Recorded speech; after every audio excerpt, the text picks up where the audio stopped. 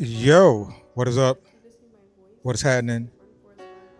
It is I is him, Forrest, your favorite retired stand up comedian.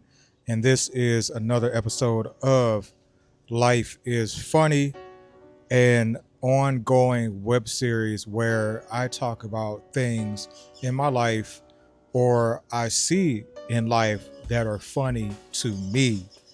Now, whether or not you find them funny, that is on you, homie.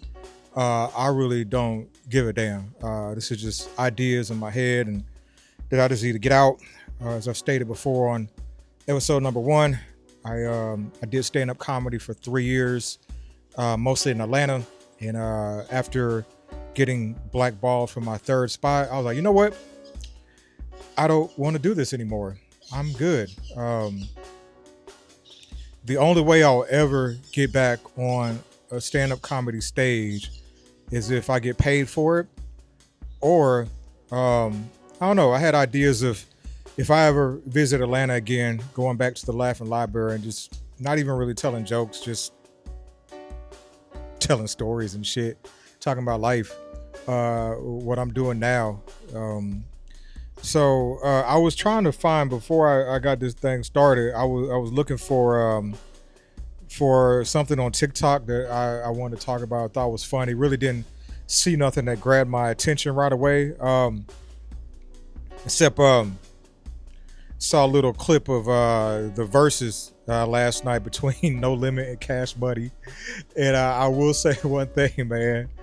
Birdman never changed. Birdman never freaking changed, man.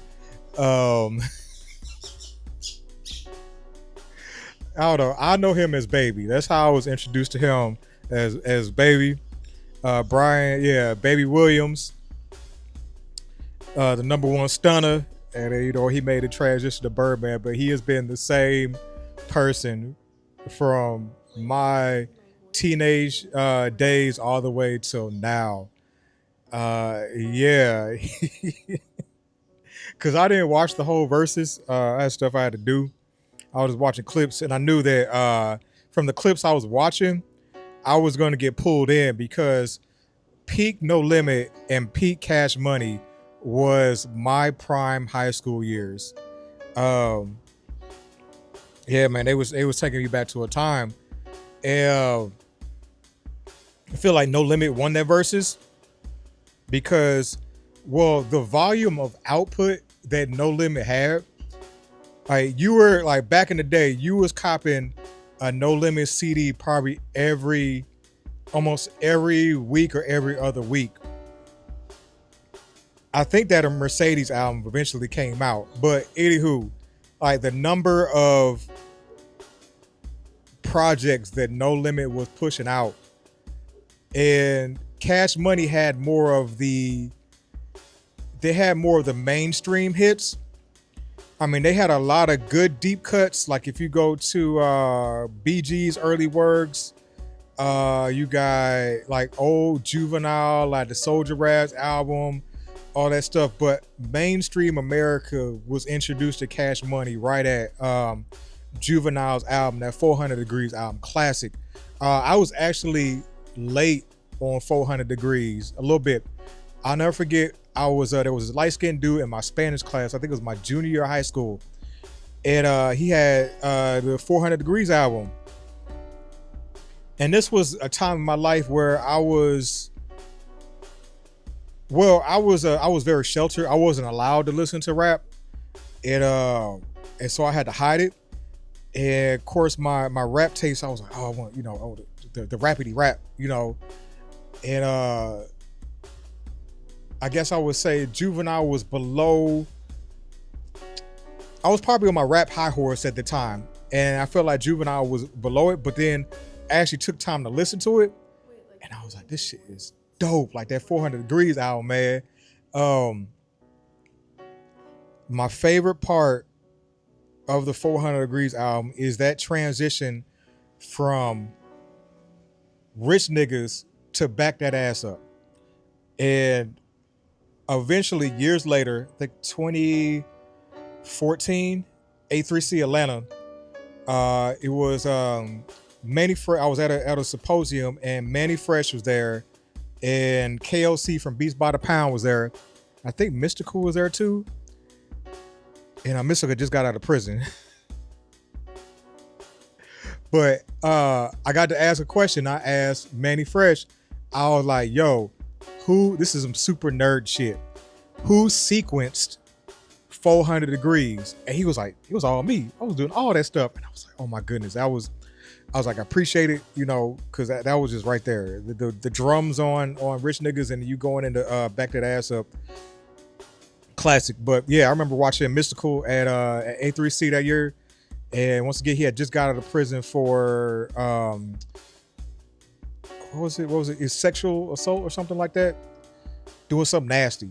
And he could have got away with it, but he videotaped it. And so after he got out of prison, the way he was talking, like about sex or whatever, I was like, I don't know if he's gonna be free that much longer. And sure enough, got caught up again for the same stuff. But hey, yeah, people were asking like, why wasn't Mystical at the verses and all that? I was like, you been under a rock? You know what's going on, Mystical? But yeah, Birdman, man, he gave us his final closing remarks. Talking about he was doing music so he could get up out the streets, and he said he met BG, Juvenile. They called Turk a bitch, and then Mia X was behind him with the crazy look. But yeah, man, it almost had the energy of Jeezy versus Gucci. That's kind of what I felt from like the little clips that I saw. But shout out to Master P, man. They were just too strong, man. That was too unified. And I hate that I don't exactly remember the light-skinned dude with his shirt off with the true tattoo across his chest. I know somebody gonna like tell me in the comments, hey, a lot of my brain cells got zapped. But yeah, I feel like that's gonna be me when I'm 50, man. And it was hilarious. Silk the Shocker still can't rap on beat. But hey, at least he stay on brand, man. But trying to think of the other comments from there. But hey, versus redos, like do-overs, those would do numbers, because all I want is a Nelly versus Ludacris do-over, because that one happened during COVID, and I need somebody else to pick the music for Nelly, because I was getting pissed off at during that whole verses, man. It's getting so mad. But yeah, I'm trying to think anything else. Oh man, it's good to see. It's good to see these entertainers that I grew up on that are still alive and still seem like they're doing well, and like glad the BG's home. Maybe C Murder will be home. I don't know. Maybe C Murder never get out, but hey, you never know. Stranger things happen. Too bad Wayne couldn't have been there. I would just love to see the unity, man. But at the same time, that might be a fairy tale. Just like I need Nelly and the Lunatics to get it together, and that'll be dope. They're leaving so much money on the table. Trying to think. No, let's go ahead and get right into it. Trying to think, what do we want to have rolling first? Who was the first up on the Life is Funny Summer Jam screen? We got good old nigga hating nigga Tyler, the Creator, made the internet news. Yes, D'Angelo passed away a few weeks ago. Rest in peace, D'Angelo. We are D'Angelo. That is my favorite episode. Is that my favorite episode of Atlanta? The D'Angelo Experience. Oh, that seed is gold. Like, yeah. And Earn, he goes through. An old dude that you think, like the whole time you're thinking D'Angelo's gonna be right there, and you're like, nah. Dude turns around, he's like, speak. Earn is like, you're not D'Angelo. And dude's like, in this moment, we are D'Angelo. Got some noise going on. But yeah. So of course you got your artists that admired D'Angelo, were, talking about their memories and, what D'Angelo meant to them. And Tyler, the creator, was talking about it. And I guess he was disappointed that his fans weren't as, like, they weren't hurt or as affected as he was. And it's like, come on, man. Like, your fan base, your early fan base is white boys and incels. Like, yeah, the incel white boys, incel black incels who didn't fuck with black chicks. Like, that's what he came up on, all that shock rap, and that's how he made his bones in the game.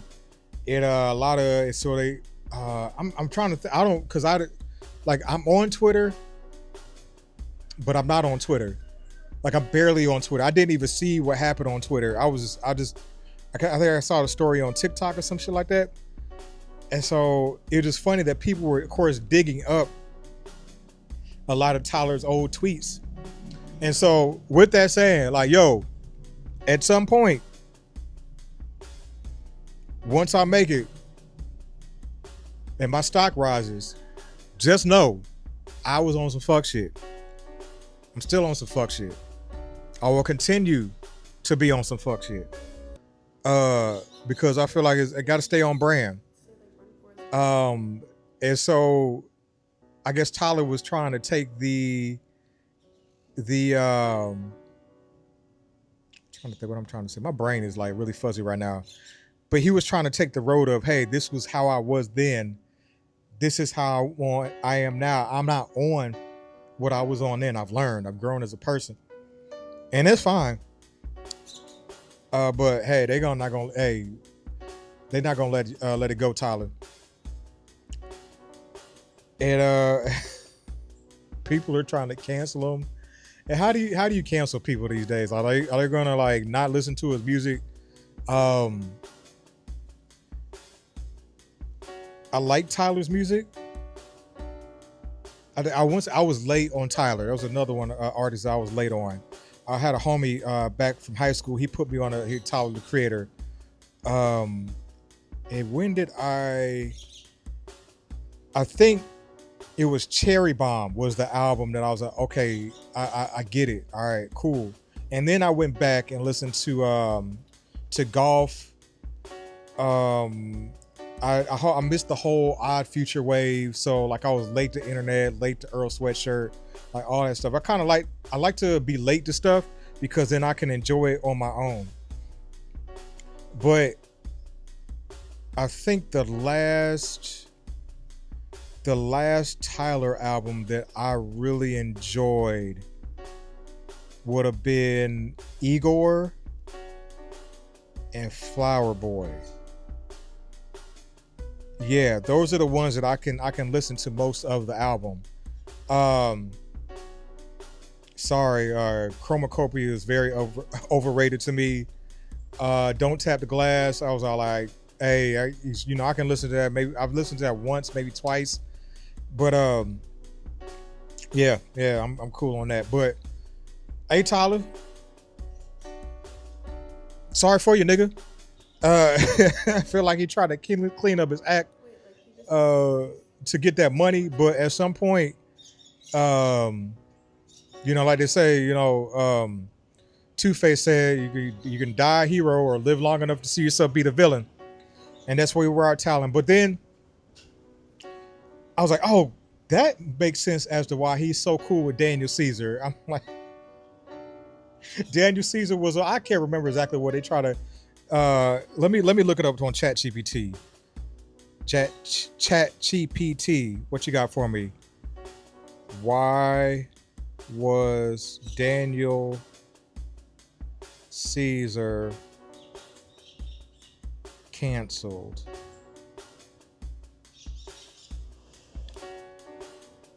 Daniel Caesar was canceled mainly due to his comments he made on Instagram Live in 2019, which many fans viewed as defending racially insensitive behavior and invalidating black people's experiences, especially black women.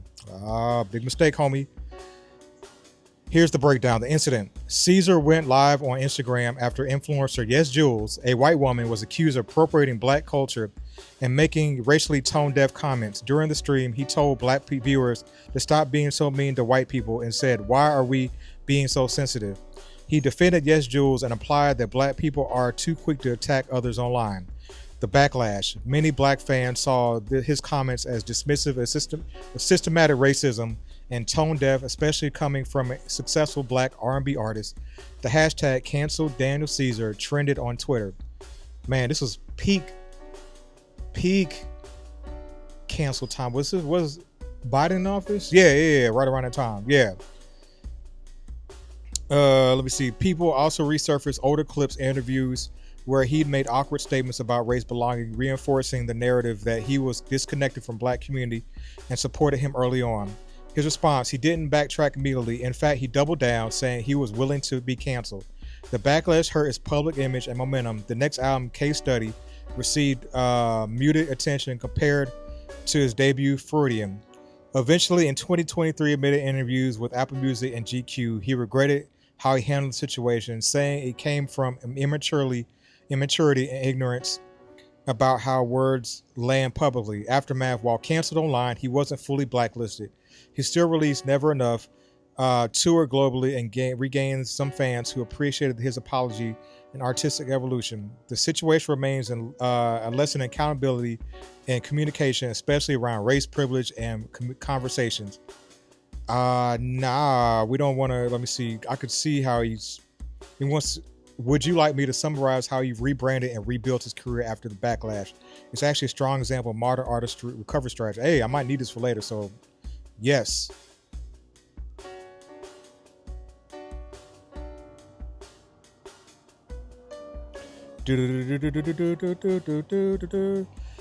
All right, here's how Daniel Caesar rebuilt his career after being canceled step by step, actually masterclass in quite rebranded emotional maturity. Let me see. He went silent, then reflective. After 2019, Caesar went mostly offline. No interviews, no reactionary posts, no diss tracks. Instead of defending himself, he let the noise die down, focused on personal reflection. He later admitted in interviews he was too comfortable and ignorant at the time, and he needed to grow. The period of silence allowed fans' anger to cool while he rebuilt his inner life, an underrated recovery move. I'm not going to read all the details on the next ones. He pivoted creatively. He owned his mistakes publicly. He focused on his music, not the internet. The result, respect over relevance. And yeah. So I guess since I'm on here, I should ask, why are people mad at Tyler, the Creator?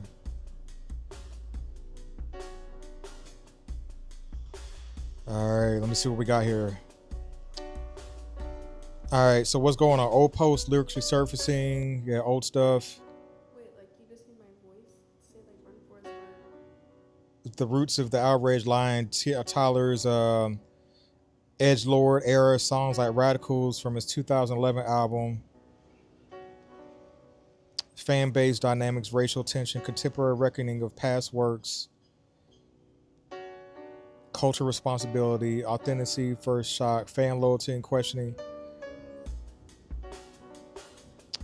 People are mad at Tyler that his critic because of his past actions and art have resurfaced. Okay, yeah. I swear the conversations that need to be had about race can't be had because people are just way too sensitive. We're just not there yet. I think race and racism is funny to me. Like it's just when I look at it and I'm like, the stuff we be beefing over. I actually when I was doing comedy, I had a joke where I said that I am 2/5 white. And so the really smart people will be like, oh, then the other half is like 3/5 black, 3/5 compromise. Ha ha, like, yeah, that was for the thinkers. I would just talk about how I would be racist to the black parts of me and how I have a lazy left eye that I call Jamal. And the whites, they love that shit. Of course they did. And then also, I think I had another joke where I talked about how I would want to interview the firemen that hose my people down during the race riots and then the marches, and like, yeah, like, hey, hey Willie, what was it like? What was it like for you? It's, oh man, I wish somebody would have asked me that sooner, man. I had my good out uniform on and we just spraying them niggers down. But man, yeah, because I mean it's just too much. It's too much pain. It's too much pain right there. But I said before, on the pain, other side of pain is laughter. And these are things that I feel like we need to talk about, and we also need to talk about how much we black people, we hate each other, and how you have to be a certain type of black for black people to accept you. So we'll see how things pan out for Tyler. He'll be all right. He is on the backside of his career anyways. So yeah.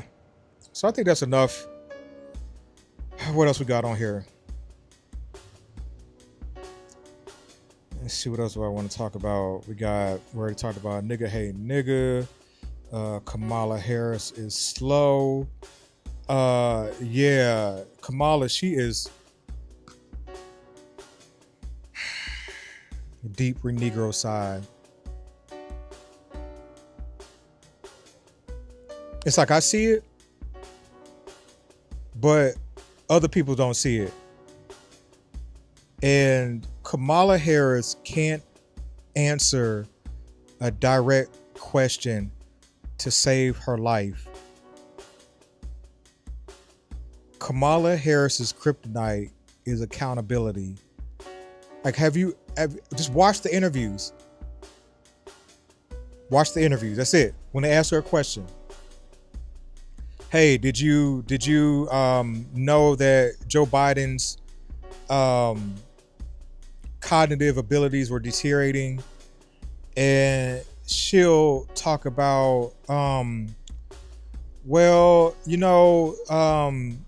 the price of tea in China has a disproportionate effect on how we relate to each other, and so therefore I wanted to provide all the support that I could to Joe, and I did not want to stand in the way of what we had going on.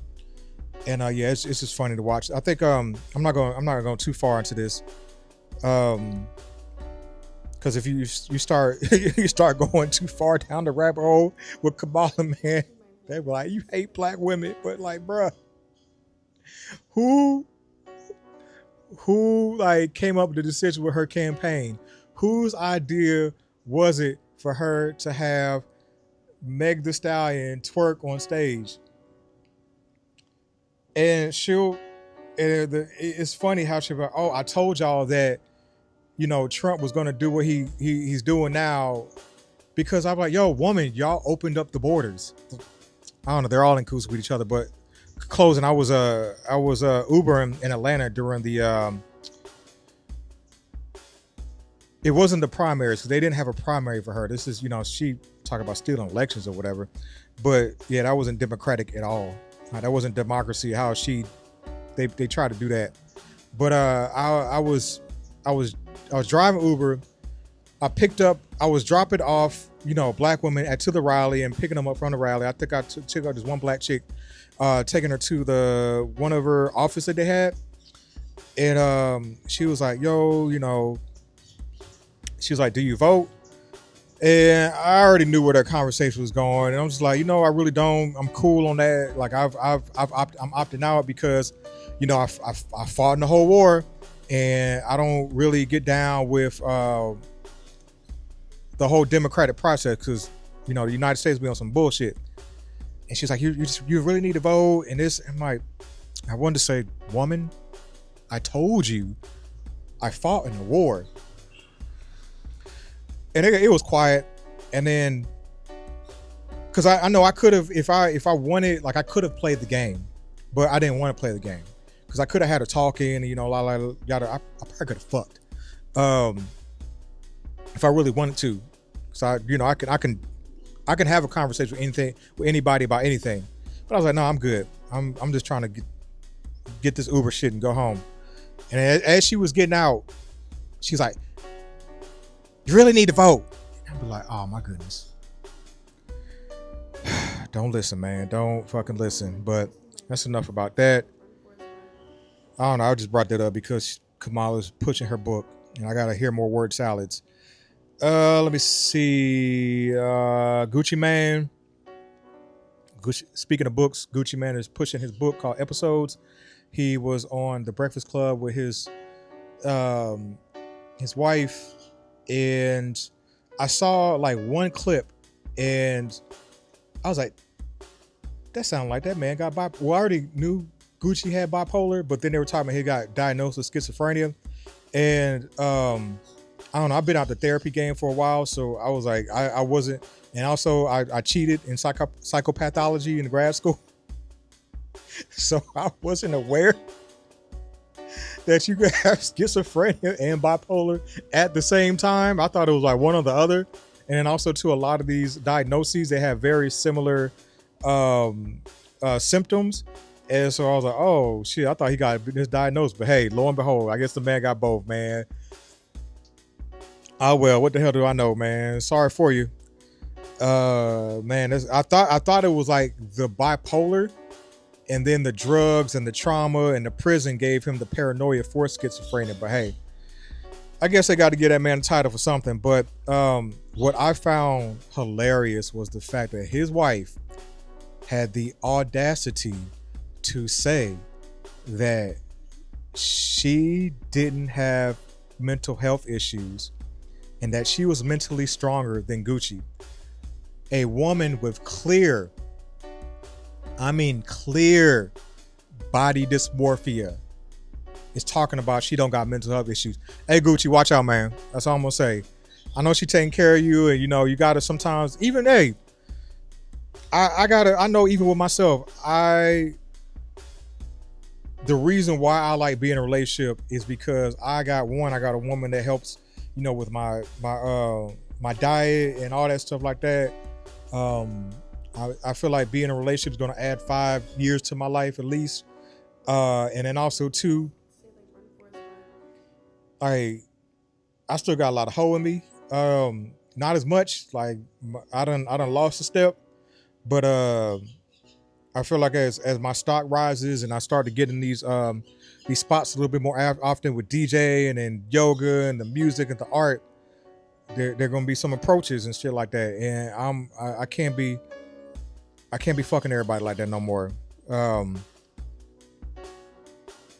I still be wanting to sometimes. Yeah, I look at options and I'm like, damn, yeah, I want to knock her down.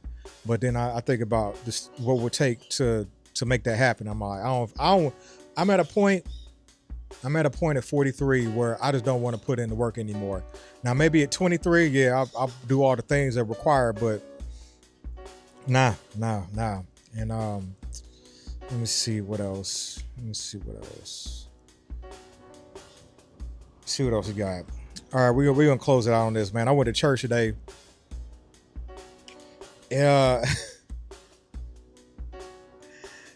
There's this one white chick at church that I can tell that she does lines of Jesus. Like she takes her little vial of Jesus, makes her lines, and she snorts, goes to town with her lines of Jesus, man. Because I grew up in the church, and so it's funny to watch the Harlot to holy pipeline. And this has been a well-documented pipeline since the days of Jesus, since the days of with Mary Magdalene, and then the prostitute with the whole, you know, hey, when they were talking about stoning her, and Jesus was like, hey, they without sin cast the first stone. But it is hilarious when you come across a woman that turns her life around, like does a complete 180, because just as hard as she went for hoeing, she is gonna go hard for Jesus. And especially when the ones that talk about being abstinent, celibate, whatever, same difference. But I'd be one to ask like my sister in Christ, what penis or strap turn you to Jesus? Like that right there. And I feel like that would be a wonderful conversation to have. And growing up in church, I don't feel like I necessarily ran from God. Like I've never tried to do the whole running from God. I mean, I have tried to, dibble and dabble, learning in other religions, Buddhism, read the Quran here and there, read some stuff from the Bhagavad Gita. I still feel like they all be saying the same shit, but just differently. But even as growing up, like I always kind of felt like I got the stepped on version of Jesus. Yeah, I feel like because I would be in church, and for one, like I never praise and worship. It was never my thing. I never felt the need to raise my hands or shout or do all that. Oh my God, like get the Holy Ghost. I never felt like I got that high on Jesus. The only times I ever feel like really, really close to quote unquote God is when I'm creating, or when I'm doing ayahuasca, or when I'm doing bufo and stuff like that. And so I always kind of felt bad. I was like, hold on, am I not saved enough? And yeah, it's just interesting to watch how people operate in those religious spaces, and how much it's like I feel like, I know you're like, when the fuck, where's the funny part of this? But hey, whatever. Funny's funny differently or whatever. But I feel like Christianity makes you fake. I feel like, and I'm only speaking for Christianity because that's my main, what I default to is definitely growing up. But I feel like it makes you fake because you really can't be your true self, your true authentic self. It's like you're putting on this, you're playing this role, and the only kind of Christians get along with each other that are reading from the same script, whereas you got someone like me that operates right in the middle. And you're like, oh, you're gonna get spit out because you're lukewarm. I'm like, all right, whatever. You think? I remember I told a pastor one time that God and Satan are one of the same, and that motherfucker damn near lost his mind.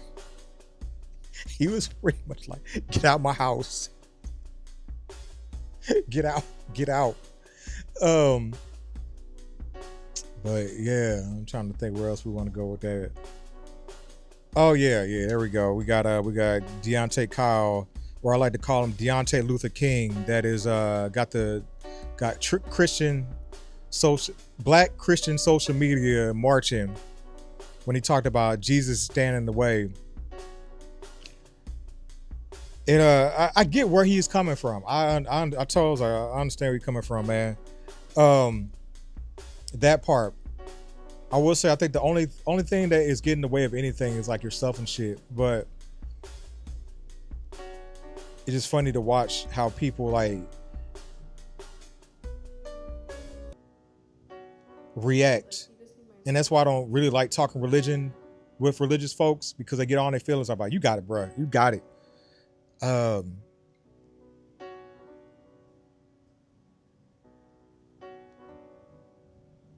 Blanking out. I'll come back. I figured out what I was gonna say. This is what happens when you do too many drugs. There we go. Bam. Come back to it. All right. I need to finish up because when I'm hungry and too. I'm tired. But when I did I did a paper in undergrad about mental health disparities in amongst Black people, and I came across this theory. It was the Jesus bag. It is pretty much how it said that instead of going to therapy or anything, like Black folks would just give everything to Jesus, give everything to Christ. And I was like, I get it. Because if I try to have a conversation about any hard topics or whatever thing, especially with all stuff, like the Christian folks read from that script, it's like, oh, it's all about Lord and what the Lord wants, God's will, and yada yada, Jesus this, Jesus that.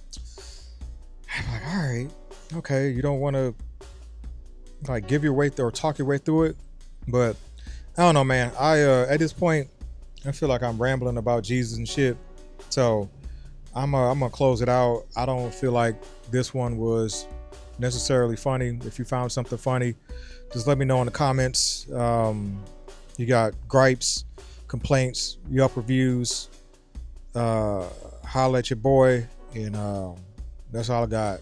I'm out. This has been a wonderful episode of Life is Funny. Y'all be great. Peace.